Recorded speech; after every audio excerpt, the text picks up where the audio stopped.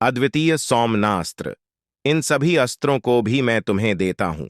ये मौसलास्त्र, सत्यास्त्र, असुरों का मायामय अस्त्र और भगवान सूर्य का प्रभास्त्र हैं, जिन्हें दिखाने मात्र से शत्रु निस्तेज होकर नष्ट हो जाते हैं। इन्हें भी तुम ग्रहण करो। अब इन अस्त्रों को देखो, ये कुछ विशेष प्रकार के अस्त्र हैं। ये सोम देवता द्वारा प्रयोग किए जाने वाले शिशर एवं दारुण नाम के अस्त्र हैं।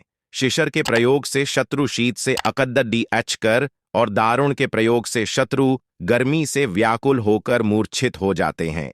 हे वीर श्रेष्ठ, तुम इन अनुपम शक्ति वाले, शत्रुओं का मान मर्दन करने वाले और समस्त मनोकामनाओं को पूर्ण कराने वाले अस्त्रों को धारण करो। इतना कहकर महामुनि ने संपूर्ण अस्त्रों को, जो देवताओं को भी दुर्लभ हैं, बड्ढे स्नेह के साथ राम को प्रदान कर दिया। उन अस्त्रों को पाकर राम अत्यंत प्रसन्न हुए और उन्होंने श्रद्धा के साथ गुरु को चरणों में प्रणाम किया और कहा, गुरुदेव, आपकी इस कृपा से मैं कृतार्थ हो गया हूं। अब देवता, दैत्य, राक्षस, यक्ष आदि कोई भी मुझे परास्त नहीं कर सकता। मनुष्य की तो खैर बात ही क्या है, किंतु मुनिवर, इसी प्रकार के अस्त्र गंधर्वों, देवताओं, राक्षसों आदि के पास भी होंगे और उनका प्रयोग वे मुझ पर भी कर सकते हैं। कृपा करके उनसे बचने के उपाय भी मुझे बताइए। इसके अतिरिक्त ऐसा भी उपाय बताइए जिससे इन अस्त्रों को छोड़ने के पश्चात अपना कार्य करके ये अस्त्र पुनः मेरे पास वापस आ जावें।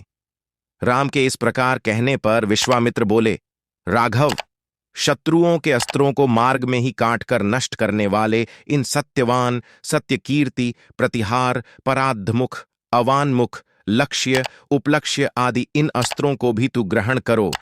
इन अस्त्रों को देने के बाद गुरु विश्वामित्र ने राम को वे विधियां भी बताईं जिनके द्वारा प्रयोग किए हुए अस्त्र वापस आ जाते हैं।